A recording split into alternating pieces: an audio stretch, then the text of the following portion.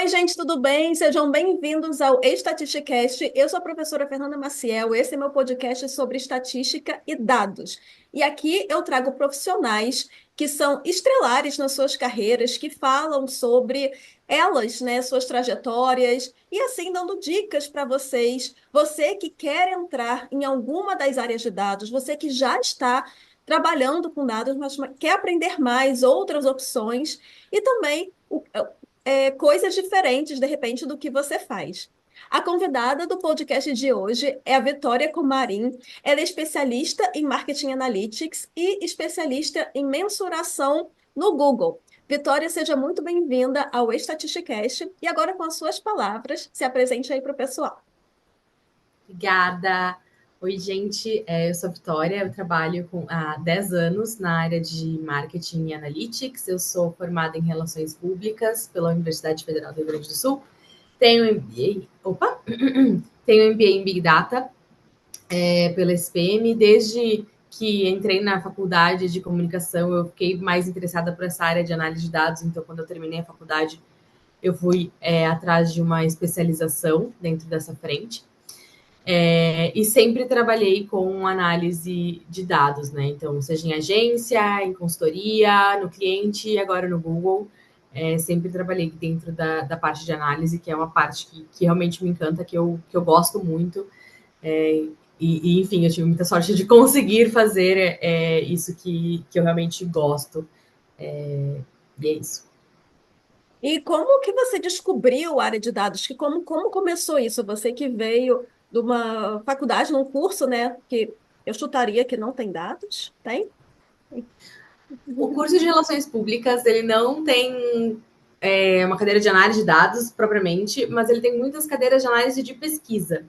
Então, muitas cadeiras de pesquisa, pesquisa de opinião, pesquisa política, técnicas de pesquisa. Então, praticamente uma cadeira, uma disciplina, né? A gente chama de cadeira no Rio Grande do Sul, de pesquisa por semestre, a gente tinha. E aí eu gostava muito mais da parte de analisar os resultados das pesquisas. Eu pensava, bom, é mais ou menos isso aqui que eu quero fazer. Gostava de fazer alguns gráficos, analisar os resultados ali. E aí eu comecei trabalhando um pouco com mídia e redes sociais, e eu não dava muito para a parte de conteúdo, a parte mais criativa, eu gostava mais da parte de análise mesmo dos resultados. E eu queria fazer planejamento em cima da análise, eu queria usar os dados para alguma coisa, e aí foi a partir disso que eu fui me aprofundando, procurando cursos e outras coisas além da faculdade, para conhecer melhor a parte de dados e aprimorar ali meus conhecimentos. E aí foi assim que eu caí nessa frente. O curso de Relações Públicas em si, na época que eu fiz, não tinha análise de dados, mas tinha toda essa carga de pesquisa em redes sociais. Foi assim que uma janela, de repente, foi aberta na sua frente. Exato, E aí você descobriu que tinha uma coisa chamada Marketing Analytics. exato. Na época nem se chamava Marketing Analytics, muita gente chamava de Business Intelligence. Até hoje chamam, tem bastante gente que chama de BI, né? Principalmente em agência. E eu pensei, é isso que eu quero fazer. E aí eu fui aprofundando. Fiquei muito tempo em agência até vir para São Paulo. Quando eu vim para São Paulo, eu saí dessa frente de agências, fui para consultoria, depois fui para empresa mesmo, né? Foi quando eu fui para o Nubank. E aí, mais recentemente não, né? Faz 2 anos e meio eu vim para o Google. Então, foi quando eu saí dessa parte de BI das agências, né? E acabei vindo para a parte mais de cliente mesmo.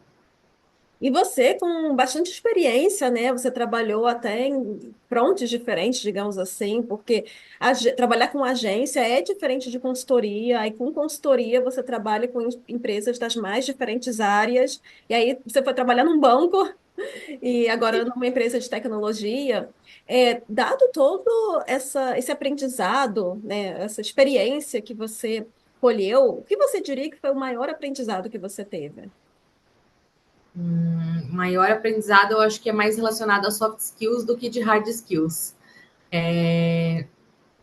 Porque é muito engraçado, assim, que hard skills você consegue aprender, assim, você consegue aprender em outros lugares, você consegue aprender análise de dados, você consegue aprender SQL, esse tipo de coisa, dentro da empresa mesmo, né? Mas soft skills, realmente, de comunicação, como que você vai apresentar dados, como que você vai comunicar isso para os seus superiores, é algo realmente um diferencial, eu diria, na carreira de quem trabalha com analytics. Tem muita gente que é muito boa na análise em si, mas depois ela não consegue traduzir isso para outros públicos, levar essa análise para cima, né, para C-level, alguma coisa do gênero. Então, acho que o principal aprendizado que eu tive é como trazer essa análise, simplificar essa análise para a tomada de decisão mesmo. E dá uma dor no coração, né? Porque você fez uma puta análise, você tem ali questões estatísticas, você tem, sabe, é tudo em detalhe, é tudo direitinho, e aí você vai levar para o C-level. Não tem nada ali, né, nesse nível assim da sua análise. É muito mais a tomada de decisão. Fiz um teste AB e ganhou essa versão. Os detalhamentos não importam tanto, né? E aí você vai tomar a decisão e você vai apresentar esses dados, você vai apresentar esses dados de uma forma mais bonita, de uma forma mais compreensível. Você vai geralmente nem usar os dashboards e os gráficos mais detalhados, mais avançados, você vai usar os mais simples. Geralmente você tem 2 minutos para fazer um pitch ali para um C-level ou para uma C-level, para tomar uma decisão, para mostrar que a análise que você fez é válida. E a maior parte da sua análise ali, sei lá, 2, 3 semanas que você passou fazendo, se resume em 2 minutos. Então, acho que essa foi a maior aprendizado, assim, de como que você consegue resumir os seus dados. Não estou dizendo que a análise como um todo não é importante, ela é, mas você conseguir fazer, né, ter esse poder de reduzir os seus dados, deixar a coisa objetiva, é um aprendizado muito importante para mim. Até porque a gente, quando faz uma análise, né, é como fosse assim, um filho ali, um mini filho, né? E aí você quer mostrar, não, mas eu chequei isso, eu fiz essa regressão, eu fiz, sei lá, machine learning, sei lá, o que você faz. E aí você quer falar sobre isso, né? E aí ninguém tá nem aí. Tá, mas o que que você achou e, né? E confiar que o que você fez é válido. Exato, exato. E essa parte Então, de soft skills, você aprendeu assim, foi na marra, foi alguém que te deu uma dica, foi alguma, sei lá, alguma coisa triste que aconteceu que você falou assim, não, eu tenho que desenvolver isso. como eu fui da área de comunicação na minha formação, acho que ela já vem. E eu sou uma pessoa muito comunicativa também ao natural. Então, é uma coisa que eu tenho mais facilidade, e aí, para mim, foi uma coisa mais natural.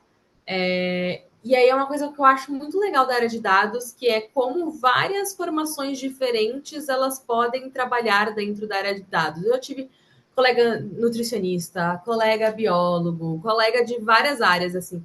O pessoal da saúde, por exemplo, agrega muito porque eles têm dentro das faculdades e pós-graduações de saúde muito experimento, né? Experimento, por exemplo, de vacina, experimento de remédio, experimento de tratamento, enfim. Eles fazem muito, então eles têm uma base estatística muito forte que eles trazem para a gente, que para mim não é tão forte assim. Então, o que eu trouxe foi essa parte mais de comunicação e de apresentação, que para mim era mais natural, mas ao mesmo tempo eu sofro um pouquinho mais nessas outras partes. Né? Você certamente vê colegas seus sofrendo em não ter essa habilidade de comunicação, por exemplo, que você já Sim, vinha. sim. Principalmente porque você trabalha com pessoas das mais diversas bases, né? Então, dá para fazer trajetória de carreira para essa área de dados, independente de onde você vem. Sim, sim. Eu vejo pessoas das áreas mais diversas fazendo a transição de carreira para dados. Eu acho isso mais legal. Assim, eu adoro perguntar de onde, por que as pessoas trabalham e o que elas se formaram, porque elas vêm das áreas mais diversas e é muito divertido. Assim. Acho que biólogo foi o mais diferente. Eu já trabalhei com 2 biólogos na área de dados e faz muito sentido, na verdade. Mas eu já vi de tudo, assim, pessoas formadas em letras, história, então, assim, de tudo.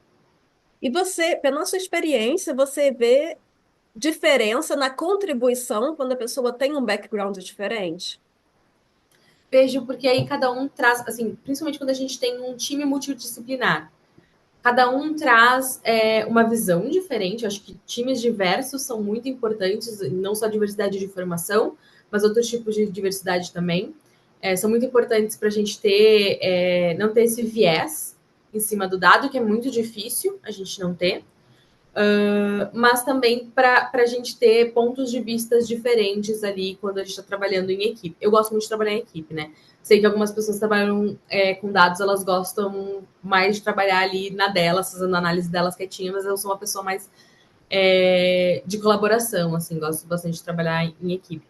Então, eu vejo como uma coisa muito positiva, assim, vejo pessoa, como eu falei, né? Por exemplo, o pessoal da saúde consegue trazer um background de estatística muito forte, o pessoal da comunicação consegue trazer um background de negócios e de comunicação muito forte também. A administração, mesma coisa, um background de negócio muito forte também. Engenharia, o pessoal traz um background de código, de lógica muito forte também. Então, essa troca ela é muito, muito rica. Bota uma pessoa de cada numa reunião. Exato, é incrível. Todo lugar que você trabalhou tinha isso, ou teve lugar que era todo mundo da mesma área?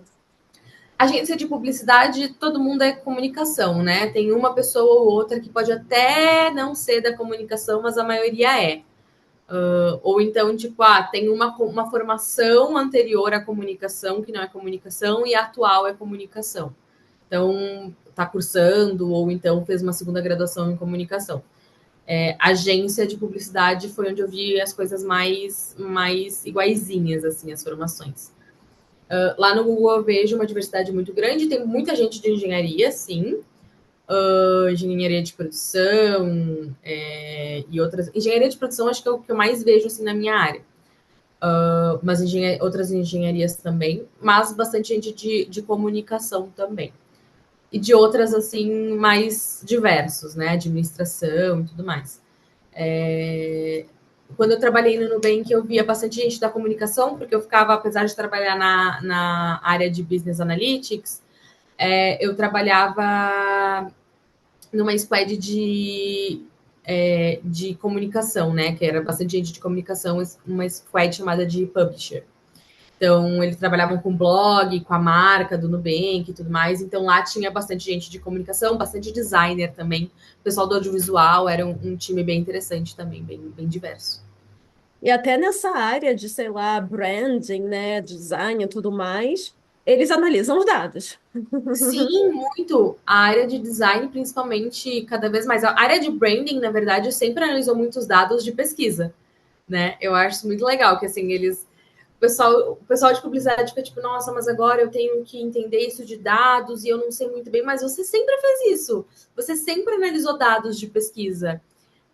Você sempre soube fazer cálculo de amostragem dentro de um universo, qual que é a amostra que você precisava pegar para fazer uma pesquisa. Então, você sabe fazer isso, você sabe qual que é a amostragem que você precisa para que a sua pesquisa seja válida, você sabe avaliar os resultados de uma pesquisa. Então, você sabe analisar dados também. Você pode não saber fazer uma regressão linear, você pode não saber fazer um modelo de machine learning, mas uma análise descritiva básica você sabe fazer.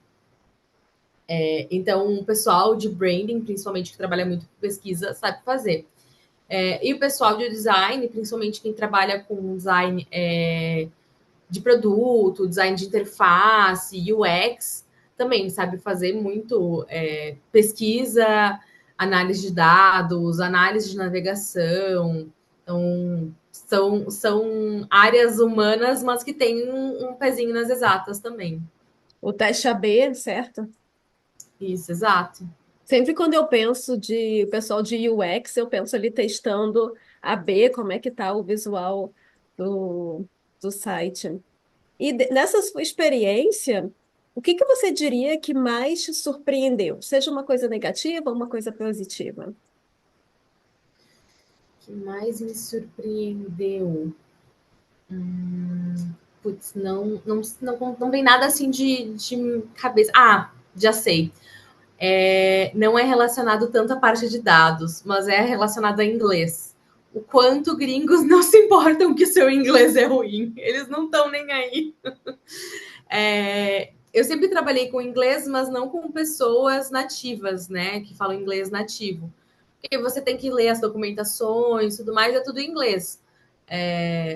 Mas quando eu entrei no Nubank, tinha uma boa parte da equipe fora do Brasil. E no Google, mais ainda.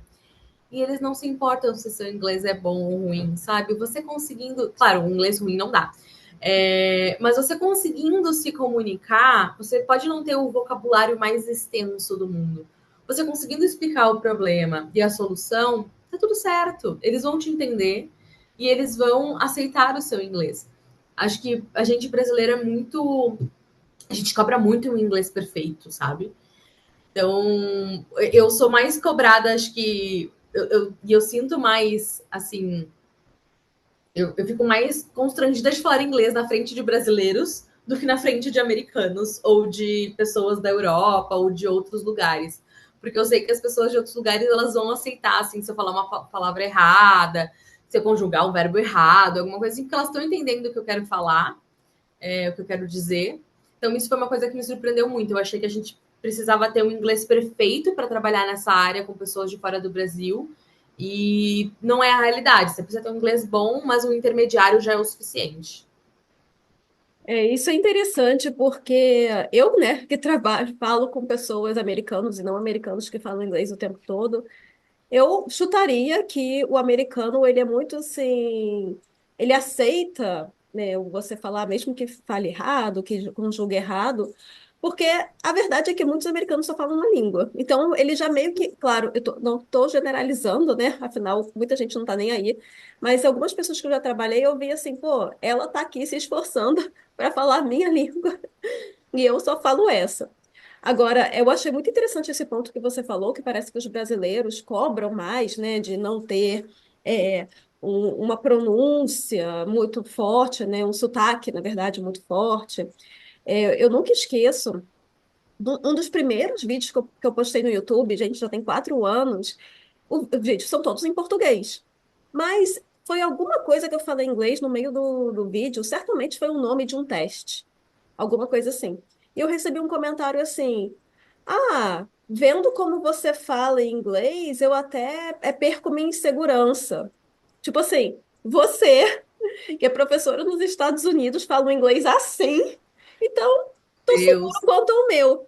E eu fiquei, gente, nenhum americano nunca criticou meu inglês. Eu já moro, né, aqui há muitos anos, dando aula, né, estudando e tal. Ninguém nunca criticou, vem um brasileiro nos comentários. Eu nem tava falando, eu pensando, se eu falei o nome do teste e o cara tá me criticando, imagina se ele visse uma aula minha inteira, né? Porque o sotaque é lá 100%. E eu falo, né? Eu acho que até para ajudar a minha comunicação, eu sempre falei, mas em inglês também, eu gesticulo, né? sim. E, às vezes eu pergunto para os alunos, eu fico, como é que é? Outro dia eu fui ensinar, tinha que usar o. Agora eu também nem sei em português. Aquele, eu falo que é o E da CIA, né? Aquele. Ah, meu é o Eda Sandy Júnior. Aquele E, para quem não está vendo eu fazendo o gesto aqui na câmera, é o E do Sandy Júnior, o E do CIA. Eu nem sei como é que fala isso em português. E aí estava ensinando, foi a minha primeira aula de introdução à programação, eu precisava falar o nome daquilo. E eu fiquei, gente, como é que fala? Aí eu falando para a turma, né, vocês, né, maioria aqui é americano, como é que fala? Nem eles sabiam. Aí eu, vamos lá para o famoso Google, como fala isso? Aí eu aprendi, é o ampersand, né? Se fala assim, provavelmente é ampersand, tudo junto. Aí eu, tá, agora eu aprendi inglês, não aprendi em português, mas os americanos sabiam, nem eles sabiam, pelo menos não os meus alunos. Mas é engraçado porque se eu tivesse certamente dando uma aula com brasileiros, né, como você falou, talvez eu ficaria assim, eles sabem, eu não sei. Você fica achando que todo mundo sabe menos você, né? Sim, exato. Essa cobrança é muito forte, nossa. É bem interessante isso, né? Mas não significa que vocês vão tentar um trabalho numa empresa que pede o inglês e você só sabe the books on the table, né? Também não é Não, não. Eu assim. digo assim, poxa, você sabe o inglês, você compreende, você sabe falar, porém você não tem a melhor prática de inglês, o seu sotaque não é o melhor, às vezes você confunde uma palavra ou outra, o seu vocabulário não é o mais extenso do mundo, você tem aquele inglês intermediário para avançado, mas não se considera um fluente. O que eu mais vejo é gente, tipo, é fluente em inglês, mas acho que não é fluente, porque não fala da mesma forma que fala português. Eu não sou a mesma pessoa em inglês que eu sou em português. Isso me frustra um pouco, porque em português eu sou muito carismática, eu falo, eu sou espontânea. Em inglês nem tanto, assim, porque meu vocabulário não é tão amplo, sabe? Mas estou tentando. Então, é isso, assim, eles entendem o que eu quero falar, eu consigo me comunicar. Meu inglês é avançado, ele só não é no mesmo nível que um português, e a gente fica achando que a gente tem que ter o inglês no mesmo nível que o português, e não é bem assim. Exatamente. Até porque tem pessoas daqui que não entendem pessoas daqui, né? Igual no Brasil mesmo. Você vai para um estado que é diferente do seu a viagem, e às vezes você não entende. Aliás, eu vou até ir mais longe, ou mais perto. Minha família, metade da minha família é do Ceará. Eu tenho um tio que eu preciso ali no botão Google Tradutor para ele. O jeito, ele fala muito rápido, ele fala com um sotaque muito carregado. Eu não entendo, eu fico, tio, calma, devagar para eu conseguir entender. E aqui é o que a gente até brinca, né? Os americanos, tipo, fui para os Estados Unidos, olha o sotaque do Texas, né? Ah, o sotaque do Texas, que eu acho que tem até piores. Mas tem ator que eu não consigo ver o filme em inglês sem ser legendado, porque eu não entendo o que o ator fala, que ele tem um sotaque do Texas. Você tem sotaques, por exemplo, sotaque britânico, sotaque irlandês, alguns sotaques assim que eu acho muito difícil também de entender, assim. Então, gente, não é só sotaque brasileiro, são vários sotaques diferentes, né? A gente tá acostumado com um americano mesmo quando a gente está assistindo alguma série, algum filme. A gente acaba sendo, quando a gente aprende inglês, a gente acaba aprendendo com sotaque americano, né? Muitas vezes sim. Então, bem, trocando ali a fita do inglês, você como especialista em marketing analytics, pode contar um pouquinho o que uma pessoa de marketing analytics faz, né? De repente, um ouvinte que não sabe muito bem o que é isso, de repente entendeu que é analisar dados para o marketing, mas a que cabe, né? Que tipo de trabalho que se faz onde a gente analisa dados para o pessoal de marketing?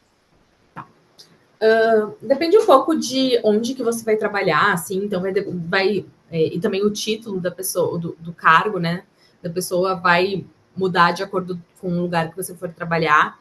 Em agência, você vai trabalhar, agência de publicidade, você vai trabalhar muito mais como business intelligence ou digital analytics, e você vai trabalhar muito mais voltado para resultado de campanha,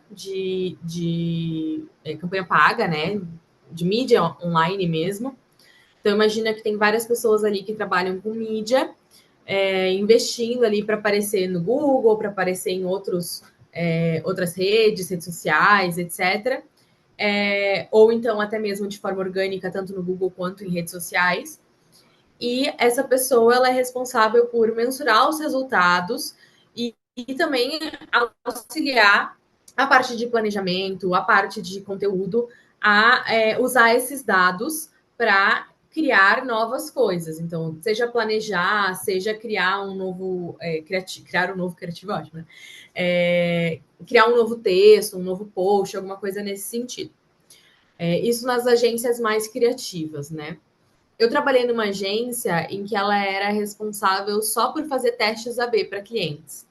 Então, o meu papel lá era como analista de métricas, o meu papel lá era fazer análise do site, do aplicativo, dos clientes, para ver onde estavam os gargalos, onde as pessoas não passavam, né? Dentro do meu funil, assim, a gente determinava qual era a jornada do cliente, a jornada esperada até a conversão.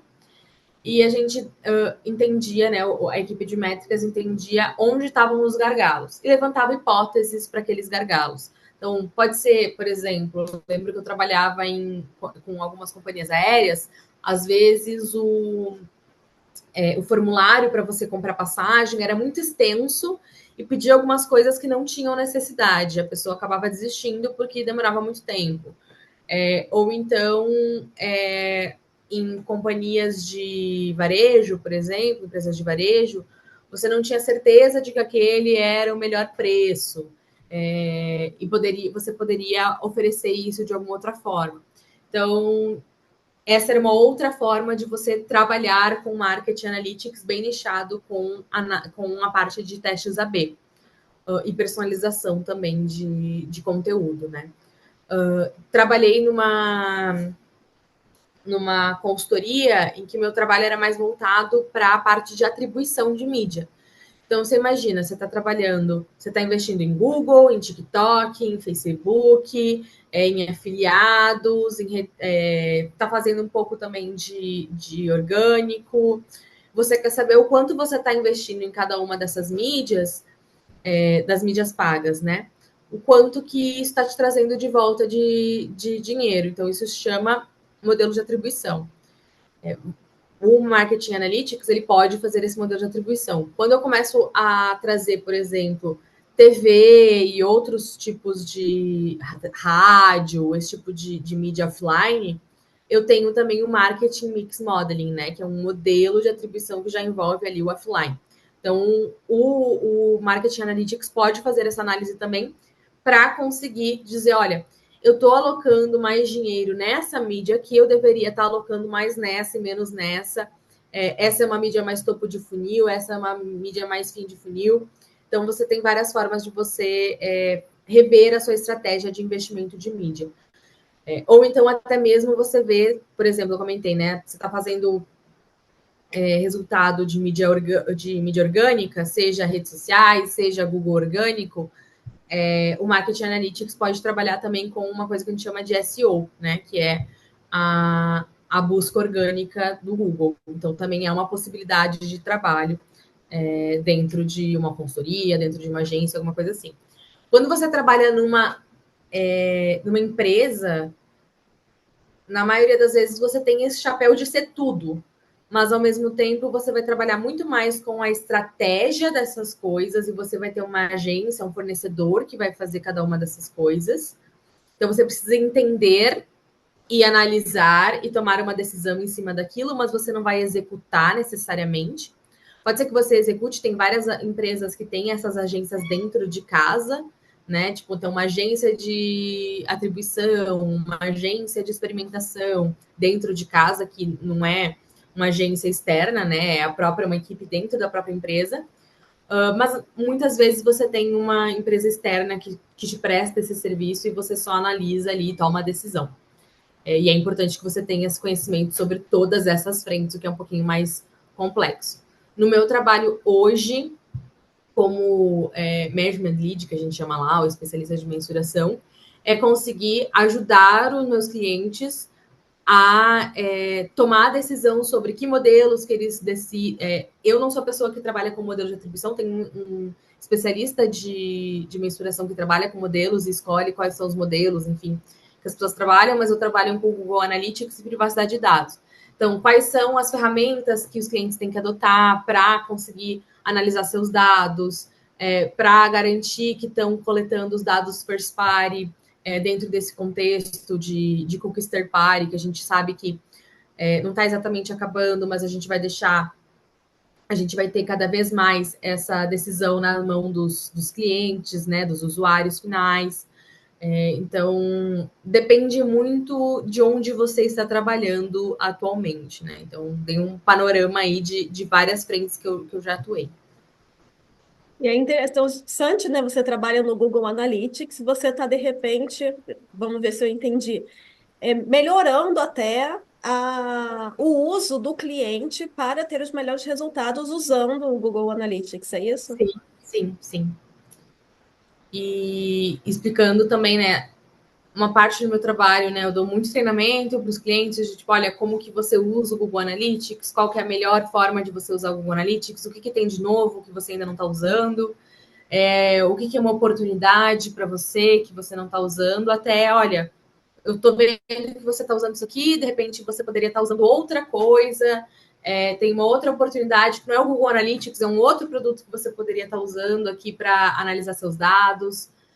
Então, tem toda essa frente assim de entender qual que é o stack total de análise de dados do cliente e qual a melhor solução para eles. Então, é muito mais quase como uma consultora, mas só de soluções Google. E uma pessoa que não sabe nada de dados, mas tem dados e quer analisar, como que ele entende qual é a melhor métrica para ele? Existe receita de bolo? Não existe? Como estudar essa parte? Não existe receita de bolo porque vai depender muito de cada negócio, né? Então, cada negócio, assim, cada negócio tem as suas métricas principais, né? Métricas que a maioria das empresas vai ver. Independente de qual seja, só um minuto que meu gato subiu aqui. Independente de qual seja a empresa que você trabalha, se você não está trabalhando numa empresa do terceiro setor, muito provavelmente uma métrica importante para você é o lucro, né? Mas pode ser que a área que você trabalha na empresa, o lucro não é tão importante assim. Por exemplo, se você está trabalhando no branding de uma empresa, o lucro ele é importante, mas ele não vai ser um retorno direto, né? Você tem outras formas de avaliar o lucro. Por exemplo, se você está trabalhando no branding, vamos falar da C&A, já que você estava falando do E de C&A. Você está fazendo uma campanha nova de, sei lá, mudança de marca da C&A, muito provavelmente isso não vai trazer receita direta, né? Isso vai trazer receita ao longo do tempo, é um investimento a longo prazo. Vai sim trazer uma receita ali, mas não vai ser toda a receita que vai vir ali. Então, tem outras formas de você mensurar que não seja a receita só num curto período daquela campanha em específico, né? Então, nem sempre o que é uma métrica de um tipo de campanha vai ser métrica de outro tipo de campanha também. Então, também tem que ficar mais atento a isso.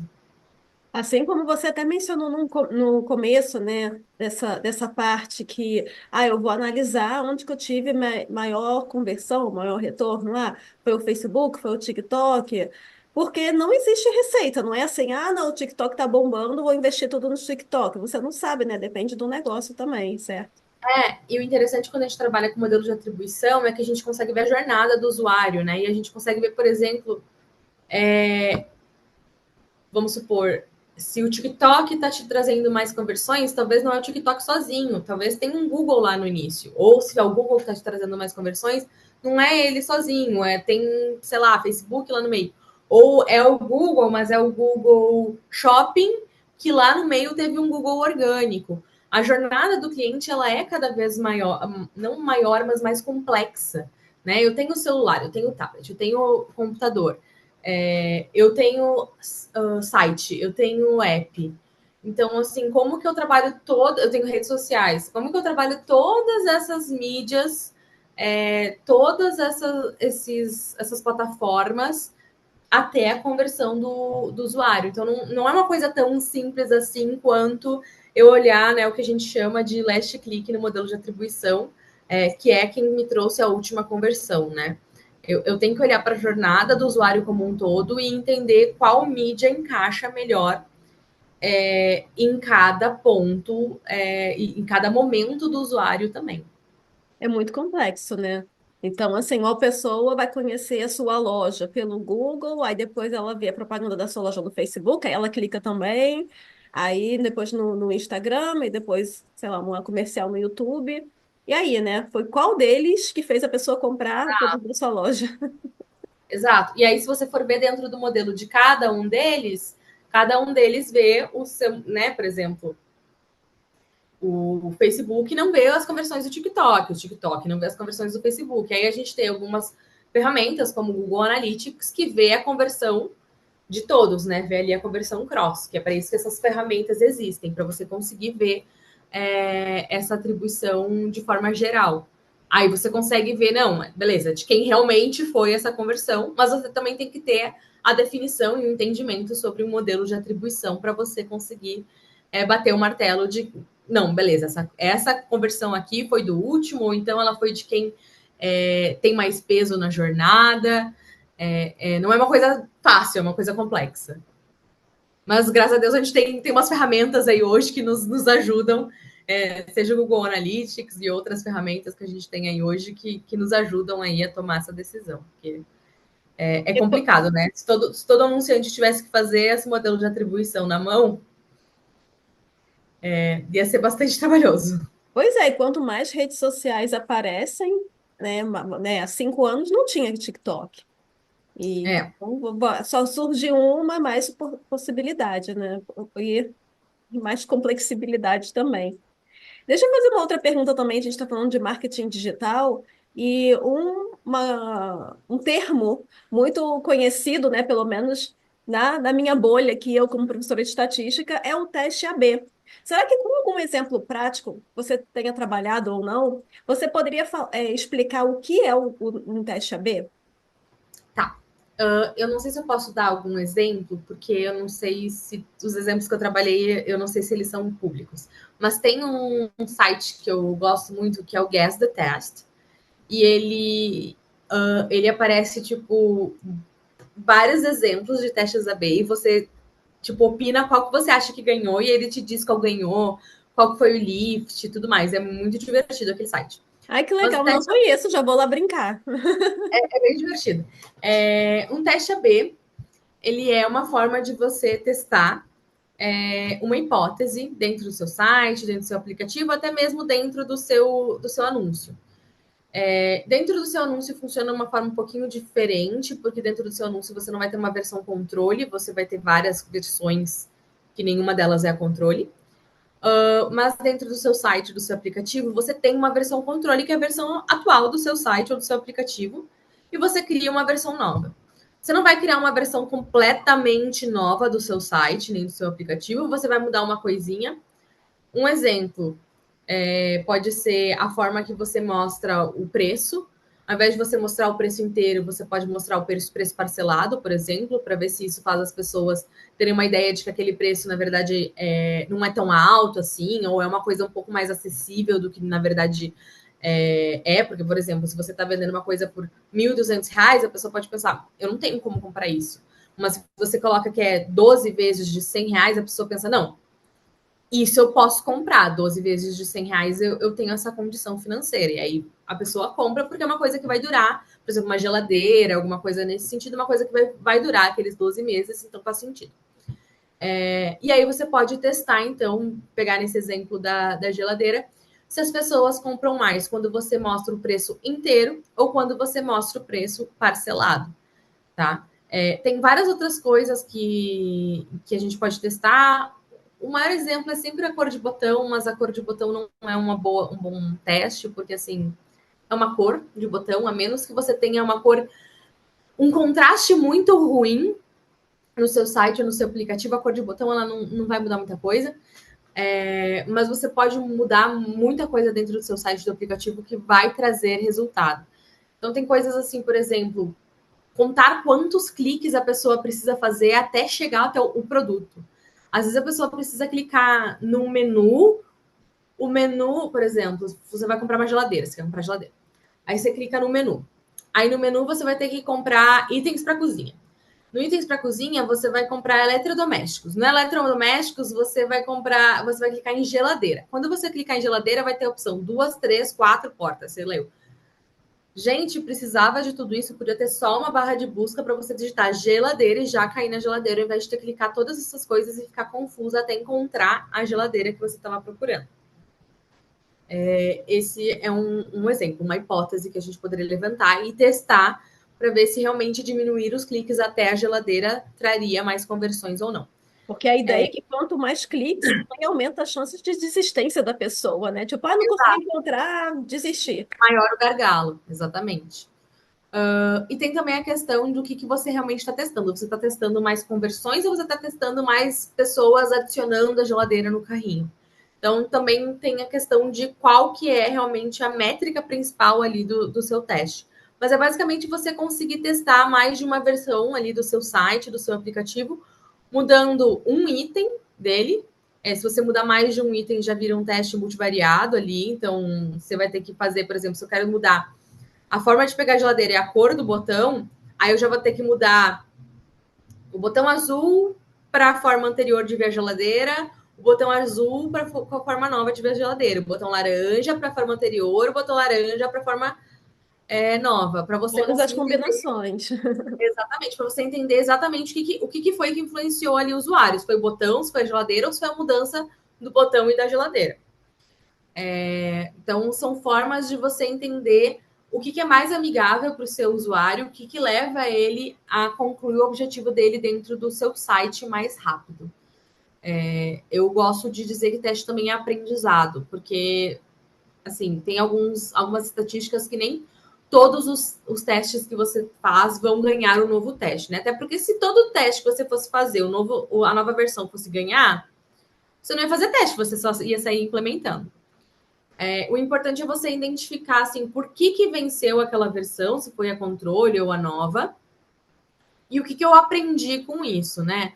Eu aprendi que os clientes gostam mais de um botão laranja do que de um azul. Eu aprendi que os clientes gostam mais de clicar em 20 botões antes de chegar numa geladeira.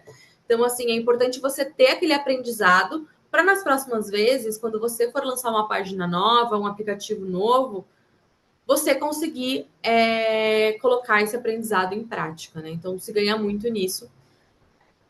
É uma prática que empresas maiores conseguem trabalhar, empresas menores. Eu vejo algumas trabalhando isso, porém não com tanta intensidade, porque não é tão simples assim para você trabalhar esses testes. Pensa que você precisa ter uma esteira de testes, você precisa ter uma pessoa avaliando, uma pessoa desenvolvendo os testes, e você precisa ter um sponsor desses testes, né? Uma pessoa dentro da sua empresa que diga, não, olha, eu não estou ganhando dinheiro, eu não estou perdendo dinheiro testando essas coisas, mas vale a pena para o nosso aprendizado estar testando isso. Né? Porque pode ter gente que vai dizer, não, eu vou começar a testar isso, eu vou ganhar muito dinheiro testando isso. Pode ser que sim, pode ser que não. E a tendência é que, como a gente está aprendendo cada vez mais com UX, a gente tem um UX mais avançado e a gente testa mais vezes, empresas que testam mais vão ter um lift um pouquinho menor nos seus novos testes. Mas são lifts que com o tempo e com a quantidade de testes que fazem, vão ser significativos na receita da empresa. Né? E pode ter o caso também da pessoa ter certeza que o botão azul é melhor, porque combina mais, é quando o teste não dá certo. Aí depois você tem que convencer o gerente, olha, não. Eu já quebrei a cara com alguns testes, já olhei e falei, que bom que não implementei esse aqui, eu tinha certeza. O pessoal não gostou, só foi você que gostou, Vitória. O pessoal não gostou. Exato, eu pensei, putz, para mim ia ser tão bom, mas para essa pessoa não é. Então tá, vai com Deus. Tá Fica bom. aí. É.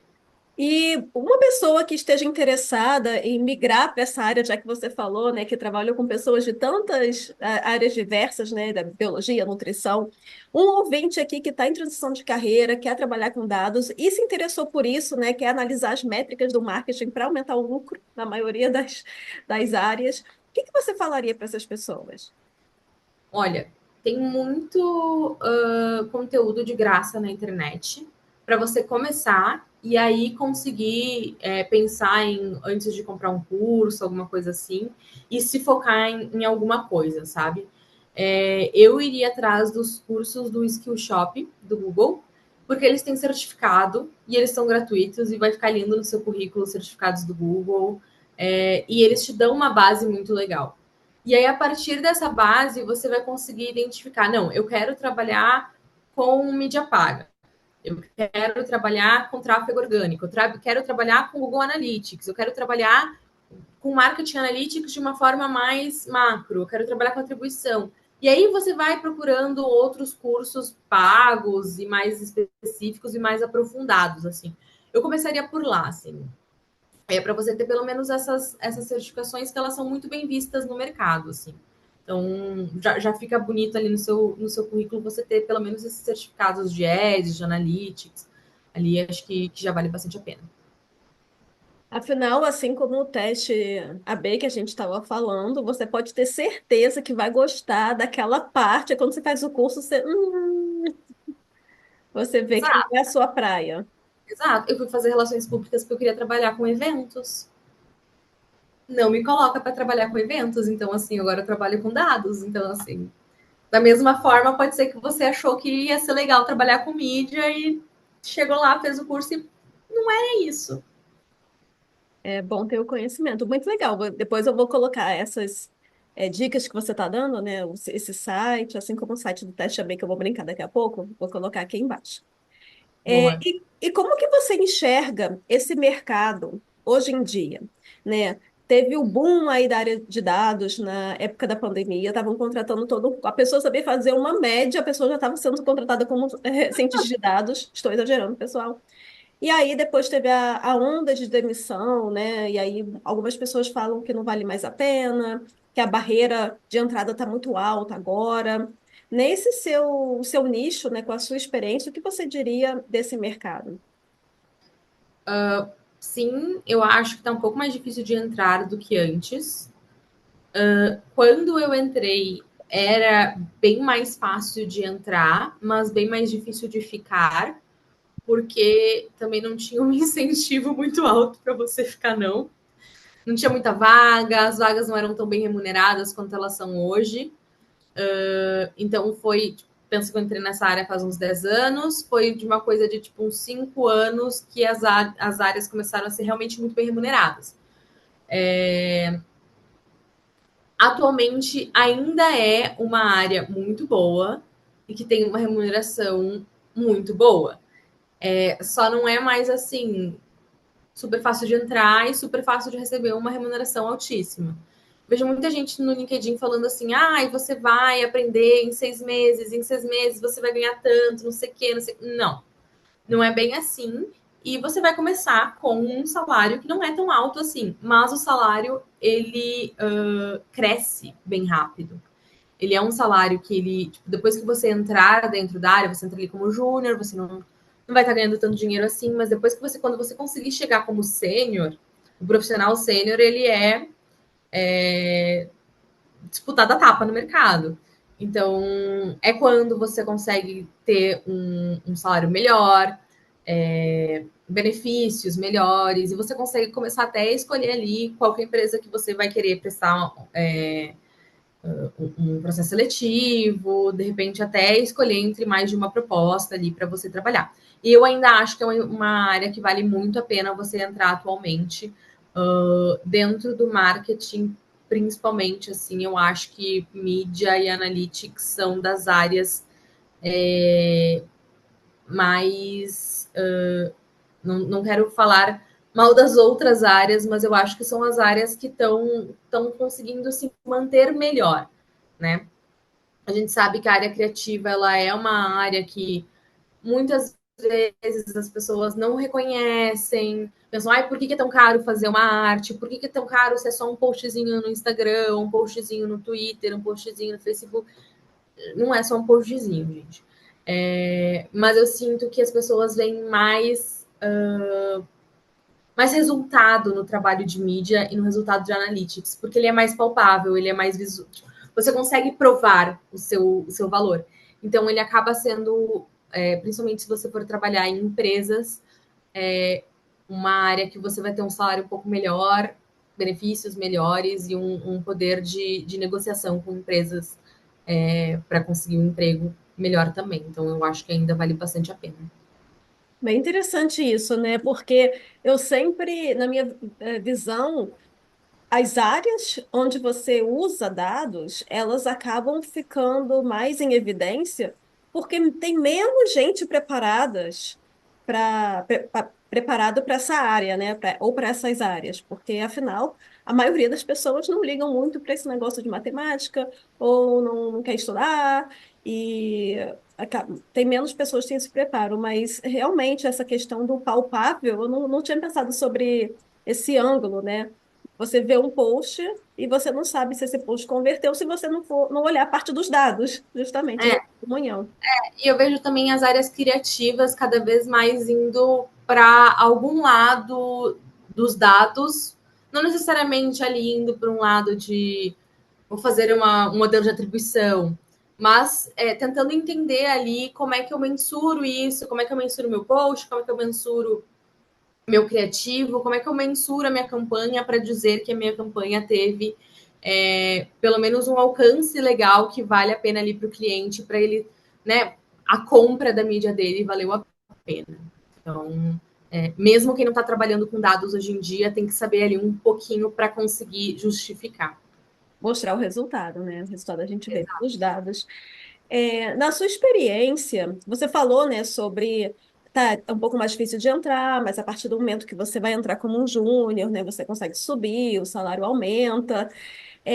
Na sua experiência, você acha que a pessoa ela consegue se preparar de júnior para pleno e de pleno para sênior, dada a experiência no trabalho em si, ou o trabalho, se a pessoa trocar de empresa, ou você acha que é essencial a pessoa estar também estudando e treinando fora do local de trabalho? Como que você vê isso nessa área? Tá. Eu sou uma pessoa que vai muito atrás de cursos e conhecimento fora do trabalho.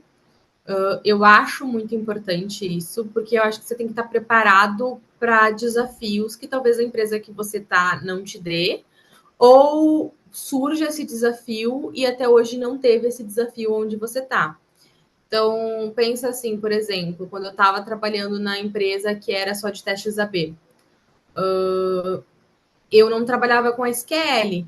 Se eu fosse trabalhar só com testes AB e continuar trabalhando só com testes AB naquela época, eu não ia ter me desenvolvido na parte analítica mais de linguagens mesmo, tá? Então, eu fui atrás de SQL, etc., por fora, para estar preparada para quando surgisse alguma coisa, seja na empresa que eu estava ou em outra empresa, eu estava pronta. Então, eu sempre me mantenho atenta ao que o mercado quer, seja olhando. Eu gosto muito de olhar no LinkedIn o que pessoas que estão no meu nível ou nível acima sabem e fazem, E o que ganham, vai. e ganham. Exato. E vagas que estão no meu nível acima, o que elas pedem, quanto elas pagam, para que eu esteja preparada para elas também. Então, eu acho importante você sempre estar ali de olho e saber tipo, o que eu gosto, o que eu quero aprender, o que eu quero fazer para você conseguir unir essas três coisas, né? Porque às vezes, tipo, eu gosto de tal coisa, eu quero muito aprender tal coisa, mas eu também quero ganhar R$ 1 milhão, eu quero ter o salário do Luciano Huck. E aí você quer aprender uma coisa que ninguém quer pagar o salário do Luciano Huck, entendeu? Você tem que conseguir fazer um equilíbrio, se esse é o seu objetivo. Se você quer viver do que você ama e não se importa com o salário, beleza, vai aprender o que você quer. Agora, se para você o salário do Luciano Huck é muito importante, tem que dar um equilíbrio ou ir olhando ali o que realmente quem recebe mais está realmente trabalhando e aprendendo. Excelente dica. Seu objetivo, né? Eu quero ter esse objetivo, eu quero ter esse cargo, eu quero ter esse salário. O que que eu preciso saber para chegar lá? Olhar para o final para você traçar o seu caminho, certo? Exato. Vitória, eu queria agora pedir para você uma sugestão de um livro que te marcou, que você gostou muito, seja da área ou de outra área, assim, né? Para sugerir para o pessoal. E também uma pessoa ou um canal que te inspirou. Tá. Um livro. Eu gosto muito do Storytelling com Dados. Talvez muitas pessoas já tenham sugerido ele, mas ele é realmente um livro muito bom, muito rápido, muito fácil. E eu gosto também, só para dar um mais um, já que esse eu acho que muita gente já disse, eu gosto do Como Mentir com Estatística. Ele também é muito rápido, muito fácil e divertido. Acho que são dois livros ali complementares para quem quer começar a trabalhar com análise de dados.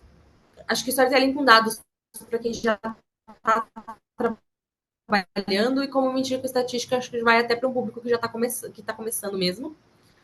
E ele é bem divertido, assim, porque ele mostra bem como que você pode pegar umas coisas, assim, uns gráficos que eles estão mentindo para você, eles querem dizer outra coisa.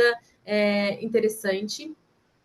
Pessoa, canal Inspiração, eu gosto muito de seguir a Marcela, que fundou Mulheres em Dados. O Mulheres em Dados em si, eu acho super importante para todas as mulheres seguirem. Eu gosto muito de seguir a Marcela porque ela dá muitas dicas do dia a dia ali dela e ela é muito sincera nos posts dela, eu adoro isso. Então, às vezes, ela posta umas coisas assim. Ai, gente, hoje meu inglês não tá muito bom. Hoje eu fiz uma coisa que eu nunca tinha feito na minha vida. Eu acho super legal, sabe? A gente não precisa ficar postando no LinkedIn, tipo assim, gente, eu sou. Ela é muito foda. Ela mora na Espanha, entendeu? Tá trabalhando lá. Ela tem um currículo incrível. Ela poderia passar o dia inteiro postando sobre como ela é maravilhosa e mora na Espanha. Ela não faz isso. Ela fica postando a realidade da vida dela. Então, eu admiro isso muito nos posts dela, eu acho muito relevantes. Então, fica a Marcela e o pessoal, Marcela Gagliotti, acho que é assim que se pronuncia. Me perdoa, Marcela, se eu estiver falando o seu sobrenome errado. E o Mulheres em Dados também, que é um canal super importante e é um canal que tem muito conteúdo. É um canal que eu participei por 2 anos aí como mentora. Agora saí um pouquinho para organizar meu casamento, em breve volto. E é super importante aí também, tem muito conteúdo para quem quer começar nessa área. Eu gosto muito da Marcela também. Espero que em breve ela esteja aqui. O convite já foi feito. E eu estava até sentindo falta dela, né? Ela deu uma sumida por causa dessa mudança e tudo mais, mas aos poucos ela está voltando aí. Realmente, tá tudo linkado aqui embaixo, tá, gente? E sobre os livros, sim, o storytelling já foi muito sugerido aqui, mas eu acho que não custa, né, nada reforçar, até porque assim, eu não vou falar um livro que todo mundo já falou, e as pessoas não sabem que é um livro que você, com todo esse conhecimento e tal, realmente indica, né? Eu acho que quanto mais indicaria, tipo, apertar o botão do like. Eu indico. Exato, tipo assim, se você ainda não leu, leia, porque, tipo, é realmente um livro muito bom. Você faz qualquer apresentação com dados, né? Você faz um gráfico, eu tive que fazer um gráfico aqui para trabalho de escola. Sim, ele vai te ajudar.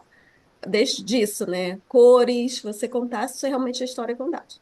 E o Como Mentir também, né? Quem me conhece sabe que eu sempre recomendo esse livro, que, inclusive, como você falou, ótimo, né? Você falou que recomenda para pessoas do básico. Eu até falo, gente, uma pessoa que não está nem aí para estatística, não quer saber da matemática, é uma leitura de conhecimentos gerais. Você saber Sim, como podem estar mentindo para você com o uso dos dados, como o gráfico, né, que você citou, como o uso de uma média. Então, é bom ter esse conhecimento. exato. Bem, É bem agora importante. é bem importante, tem que saber para o nosso dia a dia, né? E agora a gente está se encaminhando para o final do podcast. Deixa o seu convite para convite o pessoal conhecer o seu trabalho, né? Eu falo que é o momento jabá, onde que elas podem te acompanhar e ver o que você posta. Bom, o pessoal pode me acompanhar no LinkedIn mesmo. Meu LinkedIn é Vitória Comarim. Eu posto bastante coisa lá, novidade do Google Analytics, novidade de outras ferramentas do Google sobre privacidade e um pouco também sobre o dia a dia de Analytics, onde eu posto assim 100% da parte profissional mesmo. Vitória, muito obrigada pela sua participação. Eu adorei o que você falou sobre a sua experiência, né, que é muito rica, e sobre o que você falou de marketing, que é uma área que está no meu coração. Então, eu espero que os ouvintes tenham gostado também. Se você gostou desse vídeo, estiver no YouTube, deixe o seu like. Se você estiver no Spotify, avalie o podcast. E eu vejo vocês na próxima. Obrigada. Tchauzinho. Tchau.